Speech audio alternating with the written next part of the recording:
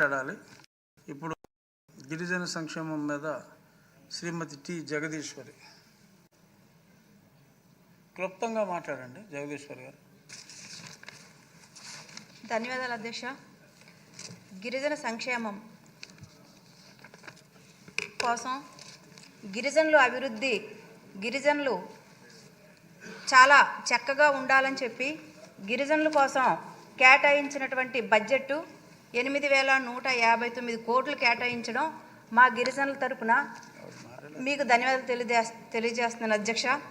అలాగే గిరిజనుల కోసం ఎంతో అభివృద్ధి చేయాలని చెప్పి గిరిజనులకి 200 యూనిట్లు ఎస్సీ ఎస్టీకి కేటాయించడం చాలా ఆనందం వ్యక్తం చేస్తున్నాం అధ్యక్ష.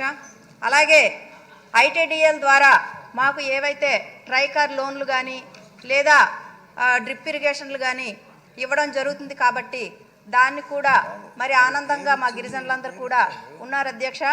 అలాగే గిరిజన ఆశ్రమ పాఠశాలల్లో 544 ఆశ్రమ పాఠశాలలు ఉండగా అక్కడ ఏఎన్ఎంస్ని నియమించాలి అధ్యక్ష.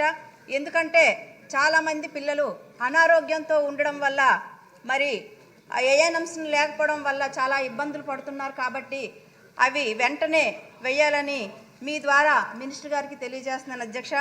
అలాగే ఫారెస్ట్ క్లియరెన్స్ కూడా గిరిజనులు రోడ్లు మాకు ఇవ్వడం జరుగుతుంది. కాకపోతే ఫారెస్ట్ క్లియరెన్స్ లేకపోవడం వలన చాలా ఇబ్బంది పడుతున్నారు అధ్యక్ష. కాబట్టి అవి కూడా క్లియరెన్స్ ఇస్తారని మీ ద్వారా తెలియజేస్తున్నాను అధ్యక్ష. అలాగే వైసీపీ ప్రభుత్వం వారు డిప్యూటీ సీఎం అయినటువంటి పాముల పుష్పశ్రీవాణి గారు ఆమె కాంపౌండ్ వాల్ కట్టుకోవడానికి 2019-20 సంవత్సరంలో మరి గిరిజనులకి ఉపయోగించవలసిన నిధులను ఆమె ప్రహరీ గోడకి ఉపయోగించుకోవడం జరిగింది అధ్యక్ష. దాన్ని కూడా పరిశీలన చేయవలసిందిగా మీకు కోరుకుంటున్నాను అధ్యక్ష. అలాగే మరి గురుకులాల్లో ఉన్నటువంటి ఆ పాఠశాలలన్నిటికి కూడా మరి మన ప్రభుత్వం వచ్చిన వెంటనే కాస్మెటిక్స్ అన్నీ ఇవ్వడం జరుగుతుంది.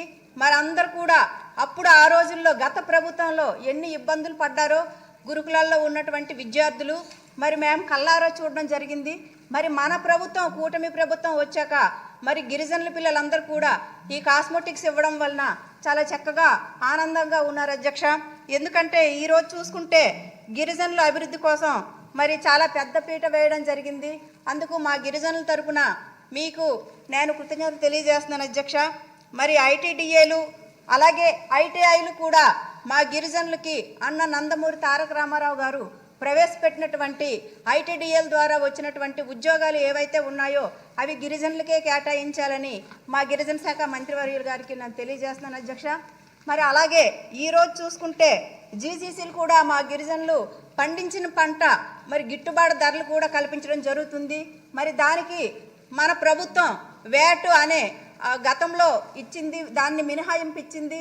మరి గత 5 సంవత్సరాల్లో ఆ వేట్ని వైసీపీ పార్టీ వాళ్ళు ఏం చేశారంటే దాన్ని మినహాయింపు ఇవ్వలేదు.